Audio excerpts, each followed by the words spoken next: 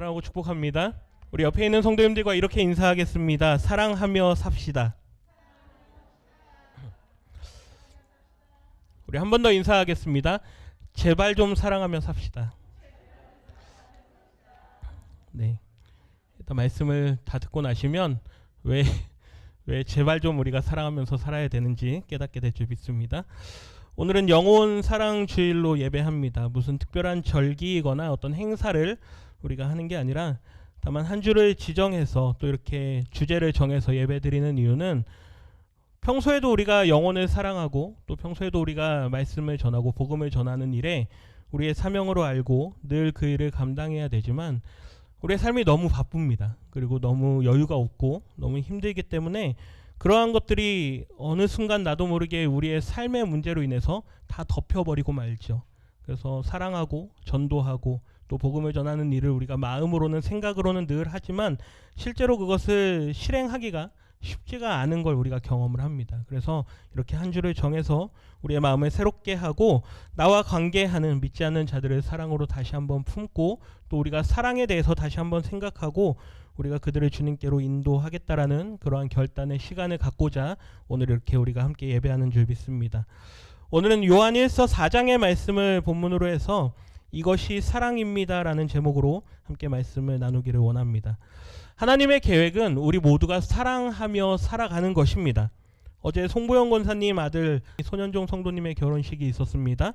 은혜 가운데 감사하게 잘 마쳤습니다. 아마 권사님은 더 마음이 그러셨을 건데요. 남편 집사님 혹시라도 힘들지 않으실까 노심초사하면서 어제 식을 잘 진행을 했는데요. 전혀 다른 환경에서 20년, 30년을 다르게 살아갑니다. 그러다가 하나님의 뜻과 섭리 가운데 어느 날 만나게 되죠. 그리고 그들이 하나님의 은혜로 말미암아서 결실하게 되고 결국 결혼하여서 가정을 이루게 됩니다. 우리는 이 모든 것이 하나님의 계획 아래에 있음을 믿음으로 고백합니다. 그리고 결혼식을 할 때 특별히 믿는 자들은 서약을 하죠. 모든 사람들이 다 서약을 하지만 우리는 하나님이 우리의 증인 되심을 고백합니다. 하나님께서 계획하시고 하나님께서 약속하신 것을 이제 가정이라고 하는 아름다운 것을 이루게 하시면서 이제 하나님의 뜻을 더욱 구체화해 나가게 하시는 것이죠. 그렇게 가정을 이룹니다. 그리고 두 사람에게 하나님께서 또 귀한 생명을 또 보내주시죠. 우리 지난달에 범진이 우리 둘째 아이가 태어났습니다. 얼마나 감사합니까? 이렇게 귀한 가정을 이루고 또 자녀들을 우리에게 주시고 부모와 자녀 간의 사랑을 나누면서 이제 그 가정이 더욱더 견고해져 가기 시작합니다. 또 형제 자매 간의 사랑을 나누고 자녀들이 성장하면서 친구들을 만나게 되고 친구들과 또 우정을 나누게 되죠. 그것 또한 사랑입니다. 한 인생이 이 땅에 태어나서 성장하기까지 그리고 다시 하나님 앞에 갈 때까지 얼마나 많은 사랑의 관계들을 우리가 맺으면서 살아가게 되는지 모르죠. 그런데 중요한 것은 우리의 인생은 그 사랑의 부분만을 경험하고 또 그 경험을 바탕으로 사랑은 이런 것이다. 각자가 자신의 경험을 바탕으로 해서 혹은 주변의 사람들의 이야기들을 바탕으로 해서 각자 나름대로 사랑은 이런 것이다라는 그러한 정의를 내려버리고 살아간다라고 하는 것입니다. 그러니 그들의 말에서는 어떤 말이 나올까요? 친구 너무 믿지 마. 그렇죠? 친구 따라 어디 간다고요? 강남 간다. 강남 가면 좋은 일이 있겠습니까? 그렇죠? 친구 너무 믿지 마. 근데 그 나이 때에는 어떻습니까? 친구가 전부죠. 그렇죠? 부모하고는 떨어져도 친구하고는 떨어질 수 없다. 그렇죠? 그 나이 때는 그게 사랑입니다. 친구와의 우정이 그들에게는 가장 소중한 거죠. 자녀는 낳지 마. 결혼은 하지 마. 이런 말을 하는 사람들이 있습니까? 없습니까? 있습니다. 왜 그럴까요? 경험을 바탕으로 하는 거겠죠. 내가 결혼해보니, 그쵸? 결혼은 뭐 하는 게 낫다? 안 하는 게 낫다. 아이들을 낳아보니 아이는 어떻게 하는 게 낫다? 안 낳는 게 낫다. 낳아서 길러보니 아이는 몇만 낳는 게 낫다? 하나만 낳는 게 낫다. 그쵸? 자기의 경험을 바탕으로 각자가 살아온 그 경험과 자신들이 정의 내려놓은 그것을 바탕으로 해서 나름의 결론을 냅니다. 마치 사사시대 때 하나님이 그들의 왕이시지만 하나님의 말씀 듣기를 거역하고 자기들의 소견에 오른 대로 자기들의 경험이 하나님의 말씀이 되어서 사람들의 삶을 이끌어가는 것이죠. 더 문제는 믿는 사람이나 믿지 않는 사람이나 그들이 하는 말을 잘 들어보면 어떨까요? 별로 차이가 없습니다. 예, 심지어 믿지 않는 사람들도 아유 그 결혼 뭐 힘들어. 그렇죠? 요즘 같은 시대에 경제적으로도 어려운데 아이는 뭐 그렇게 많이 나. 하나님께서 분명히 우리에게 생육하고 뭐하라? 번성하라. 그렇죠? 땅에 뭐하라? 충만하라. 축복하시면서 하신 말씀인데 아이는 몇만 나라? 하나만 나라. 그렇죠? 중요한 것은 우리 모두가 다 자신의 경험을 기반으로 해서 각자가 판단하고 각자가 그것을 정의 내려버린다라는 것이죠. 하나님의 말씀하고는 전혀 상관이 없습니다. 사랑의 근원이 되시는 그 하나님의 말씀과 또 하나님이라고 하는 그분의 그 속성을 우리는 전혀 생각하지 않고 그저 나의 경험이 최고다. 내가 옆에서 들어온 말들을 보니까 내 아이들의 삶의 모습을 보니까 야 너무 많이 결혼 너무 그렇게 급하게 생각하지 마라. 아이들 너무 그렇게 많이 낳지 마라. 각자가 자신의 방법대로 그것을 결정해버리고 마는 것이죠. 바라기는 오늘 이 시간 함께 말씀을 살펴보면서 사랑의 근원 되시는 그 하나님의 사랑을 우리가 다시 한번 깨닫고 사랑은 이런 것이다 라고 하는 우리의 정의가 바뀔 수 있는 그러한 시간이 되기를 소원합니다. 오늘 본문에 기록한 사도 요한은 별명이 하나 있습니다. 사랑의 사도입니다. 그의 성경 그가 기록한 요한복음과 요한 1, 2, 3서 그리고 요한계시록에 사랑이라는 단어가 많이 쓰이기도 하지만 그의 인생의 마지막 때에 했던 그의 설교들의 대부분이 사랑하며 사십시오. 하나님을 사랑하십시오. 늘 하나님을 사랑할 것과 이웃을 사랑할 것을 설교했기 때문입니다.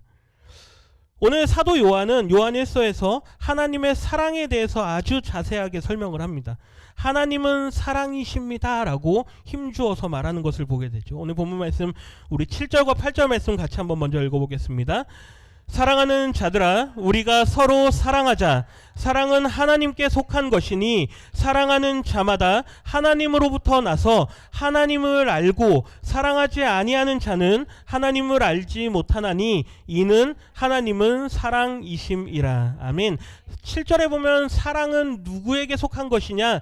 하나님께 속한 것이다 라고 말합니다. 그리고 8절 말씀에 보면 하나님은 무엇이다? 사랑이다 라고 말하죠. 사랑은 하나님께 속한 것이고 사랑은 하나님이시기 때문에 우리가 사랑이라고 하는 그 말을 할 때는 내 경험과 내 관념 속에 있는 내 생각 속에 있는 어떻게 정의되어 있는 그 사랑의 그림들은 다 내려놓으셔야 됩니다. 사랑이라는 단어를 먼저 떠올릴 때는 항상 누굴 먼저 떠올리느냐? 하나님을 먼저 떠올리는 것이죠. 하나님께로부터 모든 사랑이 출발된다라는 것이 성경이 우리에게 가르치는 가르침입니다. 하나님은 사랑의 하나님이시고 인자하신 하나님이시고 자비하신 하나님이시고 긍휼이 많으신 하나님이시죠. 다 같은 말입니다. 하나님은 결국 사랑의 하나님이시다. 하나님의 사랑만이 이 세상의 모든 문제들을 해결할 수 있다라는 것이 성경이 우리에게 말씀하는 것이죠. 우리의 마음에 있는 모든 아픔과 상처도 결국 무엇으로 해결될 수 있을까요? 사랑으로 해결될 수 있습니다. 누구의 사랑일까요? 하나님의 사랑이죠. 내가 힘들고 어려울 때 옆에서 누군가가 와가지고 위로해 줄 때 그 위로가 큰 힘이 될 때가 있습니다. 그러나 그 문제가 근본적으로 그 위로가 그 문제를 해결하지는 않습니다. 하나님께서 우리를 사랑하실 때 그 문제는 해결되어지는 거죠. 내 마음속에 뿌리 깊이 내려있는 그 모든 상처들이 하나님의 사랑으로 우리를 치료하실 때 그 모든 상처가 해결될 수 있는 것입니다. 사람의 사랑은 한계가 있는 것이고 사람의 위로는 그 끝이 있다라는 것을 우리는 반드시 기억해야 될 것입니다. 위로의 경험이 누군가로부터 받았던 그 위로의 경험이 너무 나를 마음을 기쁘게 했기 때문에 그러한 경험이 반복되다 보면 우리는 누구를 계속해서 찾아가게 될까요? 사람을 찾아가게 됩니다. 누군가가 나를 위로해 줬으면 좋겠고 누군가가 나에게 찾아와 줬으면 좋겠고 누군가가 나에게 손 내밀어 줬으면 좋겠고 그런데 그것으로는 우리의 근원적인 문제가 해결되지 않는다라는 것을 우리는 반드시 기억해야 됩니다. 왜 그럴까요? 하나님의 사랑이 우리를 만들었기 때문입니다. 우리의 존재 자체가 하나님의 사랑으로부터 시작되었기 때문이죠. 그래서 요한일서 4장 16절에 이렇게 기록하는데 우리 같이 한번 읽어봅니다. 하나님이 우리를 사랑하시는 사랑을 우리가 알고 믿었노니 하나님은 사랑이시라. 사랑 안에 거하는 자는 하나님 안에 거하고 하나님도 그의 안에 거하시느니라. 아멘. 하나님 안에 거하는 자는 하나님의 사랑 안에 거하는 자, 거하시다. 그리고 하나님의 사랑 안에 거하는 자는 결국 누구 안에 거하는 것이다? 하나님 안에 거하는 것이다. 그러할 때 하나님께서 누구와 함께 하신다? 우리와 함께 하신다. 우리 안에 거하신다라는 것이죠. 하나님께서 우리 안에 거하신다라고 할 때 우리의 인생의 모든 문제들은 해결되어질 수밖에 없다라고 하는 것입니다. 나는 하나님을 믿습니다. 나는 예수님을 믿습니다. 나는 교회를 잘 다닙니다. 예배에 빠지지 않습니다. 그거로는 만족되지 않습니다. 그의 마음 안에 하나님을 사랑하는 마음이 진정으로 있느냐, 그게 더 중요한 것이죠. 매 주일마다 예배에 나오고 매 주일마다 교회에 나오고 내가 늘 기도한다고 하지만 그럼에도 불구하고 내 마음에 하나님에 대한 사랑보다 세상의 그 어떤 것을 사랑하는 그 마음이 더 크다면 그것은 종교 생활하는 것입니다. 하나님께서 우리에게 원하시는 것은 교회에 나와라가 아니죠. 교회에 나와서 예배 드려라가 아닙니다. 누구를 사랑하라? 하나님을 사랑하라. 그것이 곧 무엇이기 때문에? 하나님 안에 거하는 것이기 때문에. 교회에 나온다고 해서 하나님 안에 거하는 것이 아닙니다. 하나님을 뭐 할 때? 사랑할 때. 그때 우리가 하나님 안에 거하는 것이죠. 요한복음에서는 이렇게 기록하는데요. 우리 15장 10절 말씀 같이 한번 읽어봅니다. 내가 아버지의 계명을 지켜 그의 사랑 안에 거하는 것 같이 너희도 내 계명을 지키면 내 사랑 안에 거하리라. 아멘. 예수님의 말씀입니다. 내가 예수님께서 아버지의 하나님의 계명을 지켜 그분의 모든 말씀을 내가 다 순종하고 내가 하나님의 모든 말씀을 지켜 행하는 것이 곧 하나님의 사랑 안에 거하는 것이다. 그것과 같이 너희들도 내가 전하는 모든 말씀들을 지켜 행하라. 그리하면 너희들도 뭐 안에 거할 것이다? 사랑 안에 거할 것이다. 같은 말이죠. 누구를 사랑하라? 하나님을 사랑하라. 하나님을 사랑하는 자는 반드시 하나님의 말씀을 따라 살아갈 수밖에 없다라는 것입니다. 교회를 다니고 예배를 드리고 내가 찬송을 부르고 기도 생활을 한다. 그것이 전부가 아니라는 것이죠. 습관적으로, 형식적으로 내가 배워온 대로는 할 수 있습니다. 그러나 우리의 마음에 하나님을 사랑하는 마음이 없이는 그것이 온전해질 수가 없는 것이죠. 바라기는 우리 모든 성도님들이 하나님을 사랑하는 그 사랑 안에 거하실 수 있기를 주님의 이름으로 축복합니다. 하나님께서 우리를 사랑하신 그분의 그 사랑의 모양은 어떨까요? 하나님께서 우리를 사랑하신 그분의 그 사랑의 크기는 어떨까요? 우리 요한일서 4장 10절 말씀 같이 한번 읽어봅니다. 사랑은 여기 있으니 우리가 하나님을 사랑한 것이 아니요 하나님이 우리를 사랑하사 우리 죄를 속하기 위하여 화목 제물로 그 아들을 보내셨음이라. 아멘. 사랑은 여기 있으니 이것이 사랑이다라고 말하는 것입니다. 사랑이 여기 있으니 라고 하는 말은 내가 너희에게 사랑을 보여주겠다. 사랑은 이것이다. 오늘 제목이 사랑은 이것입니다 인데요. 사랑은 이것이다 이 말이죠. 사랑이 무엇이냐? 하나님께서 우리를 먼저 사랑하시고 하나님께서 우리를 사랑하셔서 우리의 죄를 속하기 위해서 그의 하나밖에 없는 아들을 이 땅에 화목제물로 보내신 것이다. 그게 사랑이라는 것이죠. 사랑의 사도 요한이 전하는 사랑의 정의는 바로 이겁니다. 하나님께서 그의 아들 예수를 이 땅에 화목제물로 보내신 것. 그래서 제가 며칠 전에 말씀드렸습니다. 우리의 사랑의 표현은 뭐 하트, 뭐 손가락으로 뭐 어떻게 표현할지 모르지만 하나님의 사랑의 표현의 모습은 뭐라고요? 십자가. 그렇죠? 십자가를 보시면 거기에서 고통과 아픔이 보이겠지만 그러나 우리는 그 이면에 있는 무엇을 볼 수 있어야 될까요? 하나님의 사랑을 볼 수 있어야 됩니다. 우리를 향해 늘 표시하시죠. 우리를 향해 늘 사랑을 고백하십니다. 무엇으로요? 십자가로요. 내가 저 십자가를 볼 때마다 나는 하나님의 사랑을 깨닫습니다. 내가 십자가를 대할 때마다 나를 먼저 사랑하신 그 하나님의 조건 없는 사랑을 내가 깨닫습니다. 그것에 감사합니다. 그러한 고백을 하실 수 있는 우리 모든 성도님들이 되시기를 부탁드립니다. 오늘 본문 말씀 요한일서 4장 19절 말씀도 우리 같이 한번 읽어봅니다. 우리가 사랑함은 그가 먼저 우리를 사랑하셨음이라. 아멘. 이 사랑의 시작점은 우리부터가 아닙니다. 남녀간에 만나서 교제를 합니다. 그러면서 묻습니다. 나를 사랑하느냐? 그렇죠? 얼마나 사랑하느냐? 그렇죠? 그리고 언제까지 사랑하느냐? 뭐 여러 가지 사랑과 관련된 그런 질문을 하죠. 누가 누구보다 더 사랑하느냐? 내가 너를 더 사랑하냐? 아니면 너가 나를 더 사랑하냐? 뭐 이런 식으로 막 많은 이야기들을 주고받습니다. 그런데 그 모든 것을 뛰어넘어서 이 모든 사랑의 시작은 누구로부터 나오느냐? 하나님으로부터 나온다는 것입니다.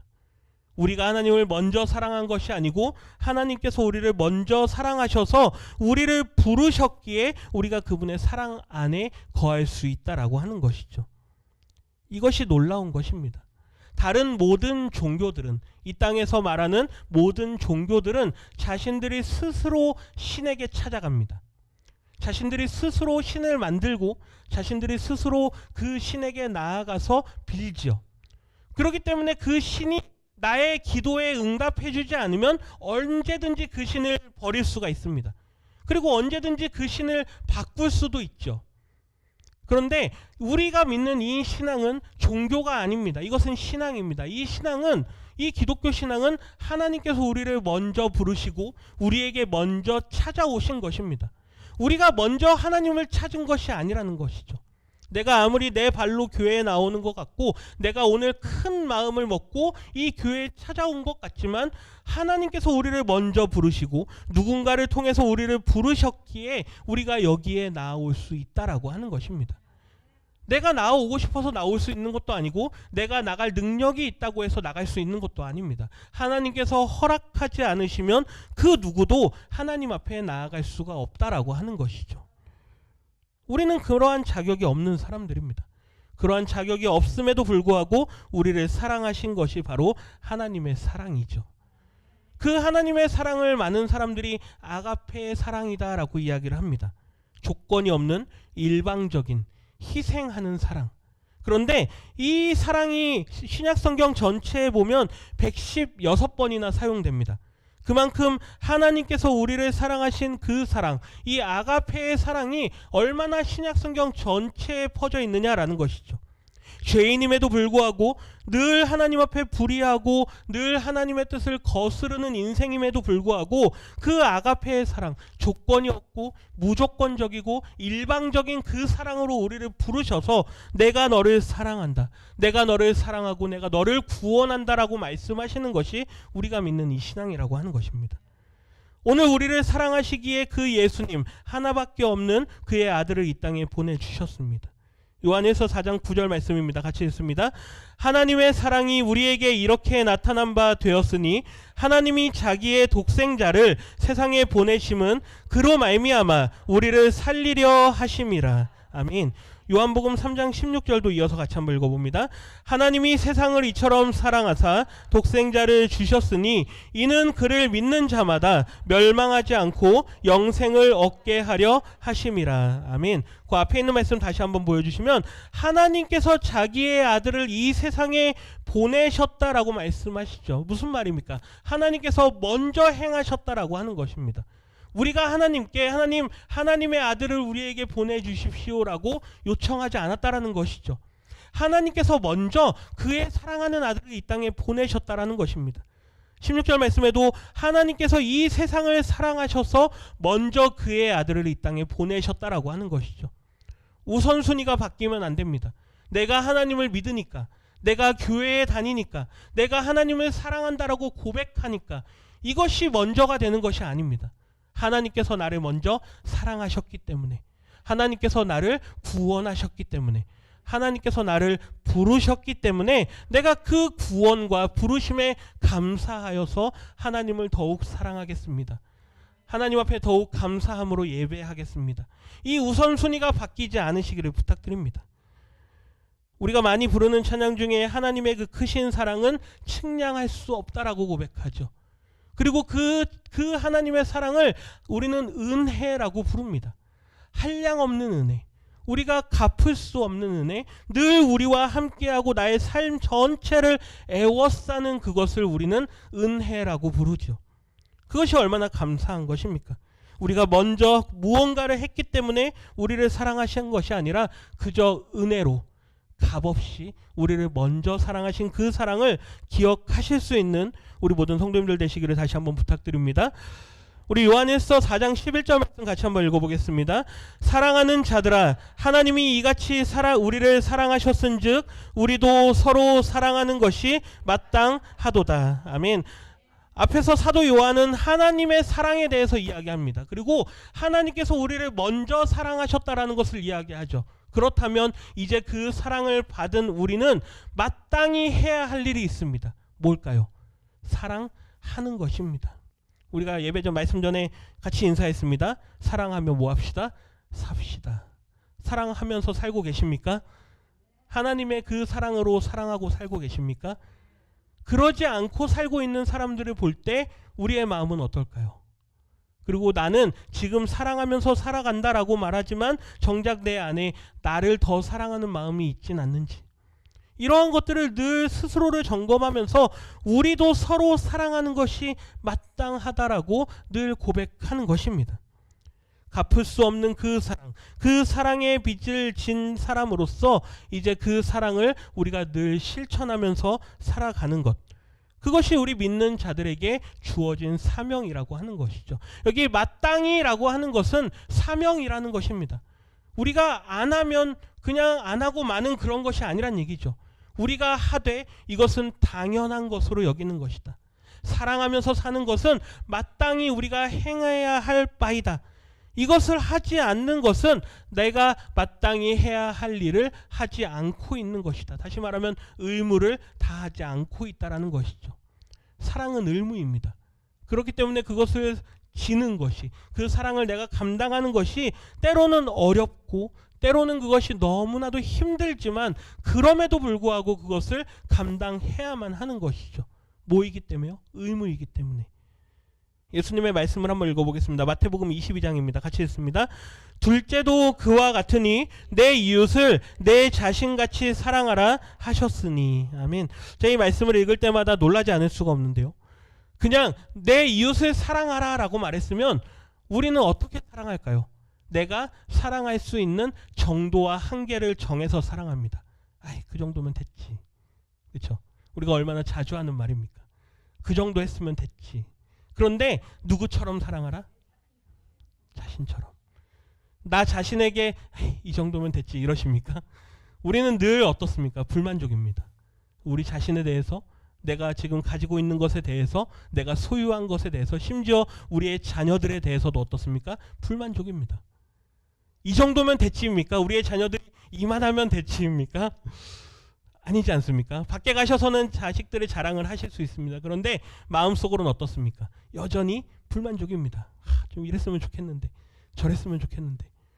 우리 자신을 사랑하는 것처럼 내 이웃을 사랑하라. 거기에는 제한을 두지 말란 얘기죠. 우리 자신을 우리가 끊임없이 사랑하는 것처럼 너의 이웃들을 사랑하라. 요한에서 오늘 본문 말씀 20절과 21절도 같이 읽습니다. 누구든지 하나님을 사랑하노라 하고 그 형제를 미워하면 이는 거짓말하는 자니 보는 바 그 형제를 사랑하지 아니하는 자는 보지 못하는 바 하나님을 사랑할 수 없느니라. 우리가 이 계명을 주께 받았나니 하나님을 사랑하는 자는 또한 그 형제를 사랑할지니라. 아멘. 중요한 것은 내 이웃을 내 자신과 같이 사랑하라라고 말하는데 거기에도 우선순위가 정해집니다. 사도 요한은 너희가 사랑하되 누구를 먼저 사랑하느냐? 형제를 사랑하라라고 말하죠. 여기서 말하는 성제는 같은 성도입니다. 같은 신앙을 가진, 신앙의 공동체 안에 있는 우리 서로에게 하는 말입니다.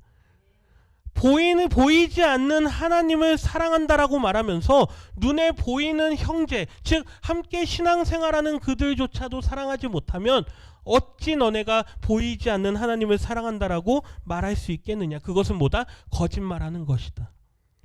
교회 안에서 어떤 일을 할 때마다 다툼이 생기고 분란이 생기는 이유가 뭘까요? 그 사람을 받아주지 못하기 때문이죠. 나보다 조금 못하는 사람이 뭔가를 해놨을 때 그것을 내가 용납하지 못하기 때문입니다. 물론 좋은 마음으로 더 좋은 방법을 제시하고 지도해 줄 수는 있습니다. 그런데 그것이 감정의 다툼으로 가고 그것이 결국 감정의 충돌로 가게 됐을 때는 나중에는 그것이 교회의 분란으로 가게 됩니다.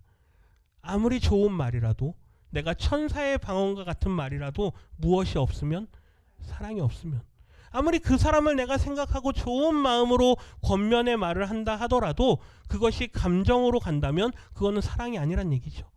거기에는 반드시 무엇이 있어야 된다? 사랑이 있어야 된다. 눈에 보이지 않는 하나님을 사랑한다라고 우리가 이 자리에 모였는데 눈에 보이는 형제를 사랑하지 못하고 눈에 보이는 형제의 약점을 우리가 덮어주지 못한다면 그것이 어찌 사랑일 수 있겠느냐라는 것이죠. 바라기는 우리 모든 고산제일교회 성도님들은 우리 서로를 더욱 사랑하실 수 있는 우리 모두가 되기를 다시 한번 부탁드립니다. 하나님의 자녀로서 우리가 하나님을 사랑하되 뜨겁게 사랑하면서 동시에 우리 옆에 있는 형제들 또한 뜨겁게 사랑하는 것이죠. 그것이 우리가 사랑의 띠로 하나가 되었다라는 것입니다. 제가 어렸을 때 많이 불렀던 찬양이 있었습니다. 우리는 사랑의 띠로 뭐가 됐습니다? 하나가 되었습니다. 얼마나 많이 불렀습니까? 그런데 점점점 시간이 지날수록 각자가 자신만의 사랑의 띠를 두르고 있습니다. 그 사랑의 띠가 우리를 묶는 것이 아니라 나만을 묶고 우리의 가정만을 묶고 얼마나 그것이 이기적인지 모릅니다. 그런데 우리가 하나로 모였을 때는 언제나 예수님이 우리의 머리 되시고 우리가 그분의 몸에 붙은 지체로 부름받았다는 걸 기억해서 이제 우리가 하나로 한 마음으로 우리가 주님의 몸에 붙은 교회로서 더욱 서로 사랑해야 될 줄 믿습니다. 요한복음 13장 말씀입니다. 우리 같이 한번 읽어봅니다. 새 계명을 너희에게 주노니 서로 사랑하라. 내가 너희를 사랑한 것 같이 너희도 서로 사랑하라. 너희가 서로 사랑하면 이로써 모든 사람이 너희가 내 제자인 줄 알리라. 아멘. 지금 이 시대에 얼마나 많은 세상 사람들이 교회를 욕하고 있습니까? 교회에 다니는 사람들을 욕하고 있습니까? 이유가 뭘까요? 교회 다닌다고 하면서 매일 싸우고 교회 안에 분란이 생기고 교회 안에 법적인 다툼이 생기고 교회 안에서 문제가 해결이 안 돼서 세상의 법정으로 교회의 문제를 가져갑니다. 세상 사람들이 모를까요? 다 압니다. 어느 교회에 어떤 문제가 생겼다. 어느 교회에 어떤 목사님이 어떤 잘못을 했다. 어떤 성도가 어떤 일을 했다. 세상 사람들이 교회에 대해서 너무나도 잘 압니다. 그 이유가 뭘까요? 먼저는 우리가 서로 사랑하지 못하고 있기 때문이죠. 34절 말씀 다시 한번 보여주십시오. 새 계명을 너희에게 주노니 서로 사랑하라. 누가 누구를 사랑한 것처럼 예수님께서 제자들을 사랑하신 것처럼 예수님께서 우리를 사랑하신 것처럼 너희 제자들도 너희들끼리 서로 사랑하라. 너희들끼리 서로 분쟁하지 말고 서로 헐뜯지 말고 다툼을 일으키지 말고 너희도 서로 사랑하라. 35절 그리하면 세상 사람들이 모든 사람들이라고 하는 것은 제자들이 아닙니다. 제자 밖에 있는 사람들이죠. 저 12제자들 늘 예수님을 따라다니던 사람들인데 자기들끼리 싸우네. 자기들끼리 치고받고 난리가 났네. 세상 사람들이 그들을 비난합니다. 그게 아니란 얘기죠. 너희가 서로 사랑하면 너희가 누구의 제자인 줄 알 것이다. 예수님의 제자인 줄 알 것이다.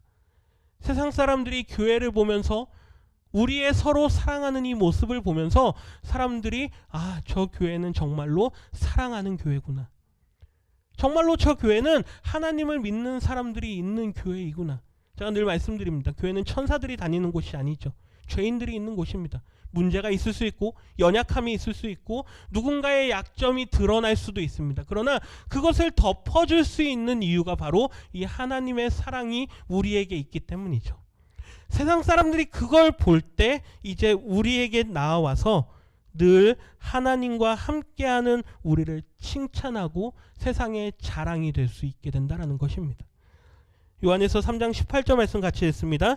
자녀들아 우리가 말과 혀로만 사랑하지 말고 행함과 진실함으로 하자. 아멘.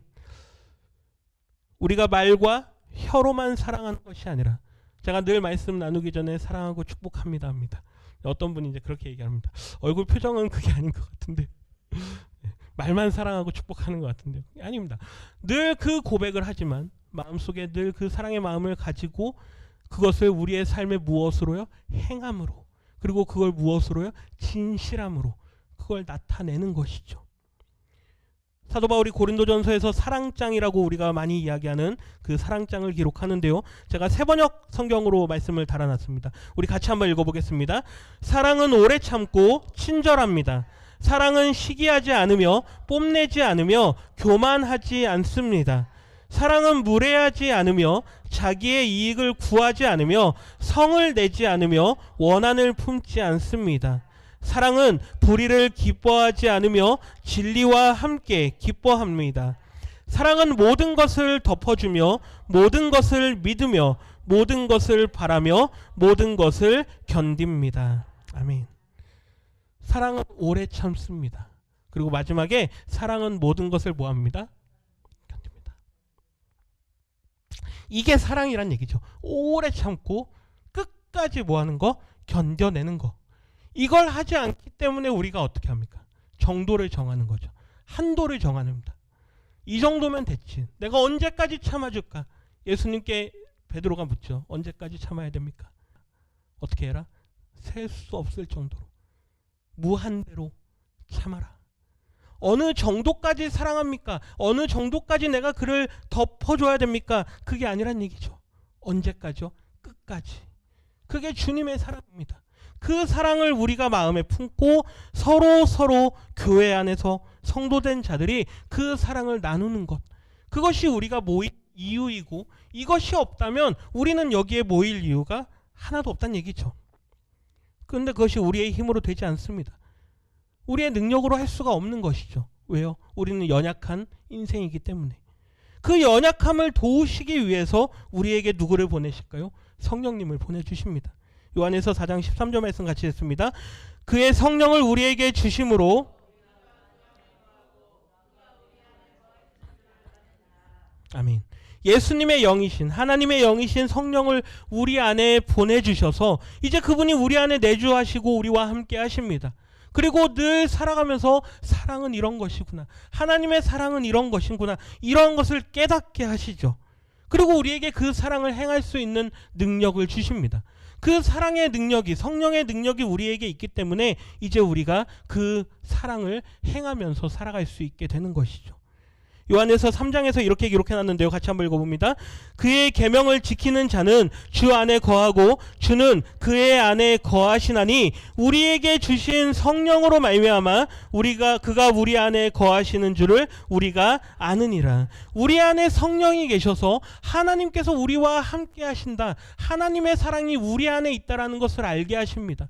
그 하나님의 사랑을 깨달은 자들은 이제 나아가서 사랑을 전하면서 살 수 있게 되는 것이죠.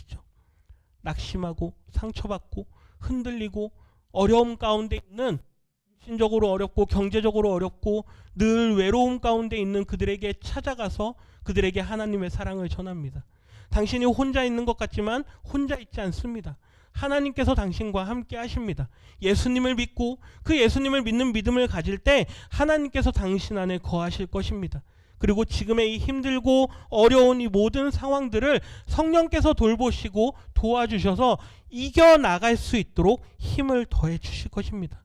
왜요? 성령께서 우리를 위해 기도하시기 때문에. 로마서 8장에 이렇게 기록하죠. 우리 같이 한번 읽어봅니다. 이와 같이 성령도 우리의 연약함을 도우시나니 우리는 마땅히 기도할 바를 알지 못하나 오직 성령이 말할 수 없는 탄식으로 우리를 위하여 친히 간구하시니라. 아멘. 성령님께서 우리를 도우십니다. 성령님께서 우리와 함께 하시고 우리를 우리의 모든 죄의 그 모든 속박되어 있던 것에서부터 우리를 자유케 하십니다. 우리의 연약함에서부터 이제 우리를 벗어날 수 있도록 인도하시는 분이 성령님이시죠. 지금은 잘 모릅니다. 어떻게 믿는 것인지, 어떻게 신앙생활을 하는 것인지, 그리고 내가 어떻게 이 모든 상황들을 이겨나갈 수 있는 것인지 지금은 잘 모르죠. 그런데 시간이 지나고 말씀이 내 마음에 들어오고 한 해 한 해 내 신앙의 연조가 늘어나다 보면 점점점 깨달아지게 됩니다. 이것이 하나님의 사랑이구나, 하나님의 사랑이 이것입니다 라고 말할 수 있는 수준이 된다는 얘기죠. 지금 어느 정도의 수준에 있으십니까? 하나님의 사랑은 이것입니다 라고 말하실 수 있으십니까? 우리 로마서 8장 말씀 읽고 말씀을 마치겠습니다. 우리 로마서 8장입니다. 그러므로 이제 그리스도 예수 안에 있는 자에게는 결코 정죄함이 없나니 이는 그리스도 예수 안에 있는 생명의 성령의 법이 죄와 사망의 법에서 해방하였음이라. 아멘. 성령께서 우리 안에 거하시고 이제 그 하나님의 사랑을 충만히 깨닫게 한 그 사람에게 이제 더 이상 너를 정죄할 것이 없다. 더 이상 너의 인생을 힘들게 할 것이 없다. 너의 인생이 더 이상 그 죄의 문제로, 인생의 문제로, 고난의 문제로, 질병의 문제로, 물질의 문제로, 여러 가지 문제로 더 이상 어려워할 이유가 없다. 성령께서 우리를 돌보시고 도우시고 이제 우리를 자유케 하신다.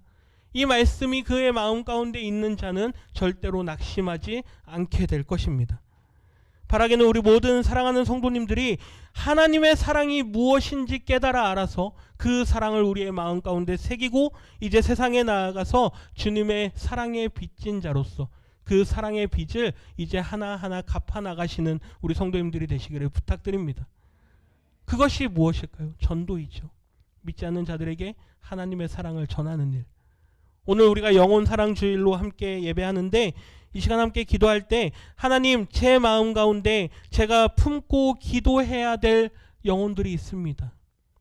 제가 올 한 해 그 사람을 구원하기로, 구원의 길로 인도하기로 작정하고 내가 늘 기도해 왔지만 내가 그것을 얼마나 열심히 감당했습니까? 이 정도면 됐지, 내가 이 정도면 다 했다라고 나 스스로 한계를 정하진 않았습니까?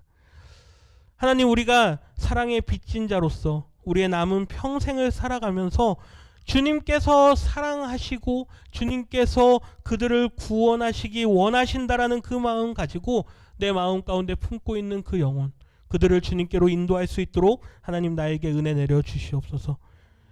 우리의 마음 가운데 품고 있는 기도의 제목들, 구원의 대상자들, 우리가 전도하고자 하는 그러한 분들이 있다면 이 시간 그들을 생각하면서 하나님, 내 안에 하나님의 사랑이 충만하게 하시고 그 사랑으로 저들을 사랑하게 하여 주시옵소서. 우리 시간 같이 말씀을 생각하면서 우리 영혼들을 위해서 우리 같이 한번 합심해서 기도하겠습니다.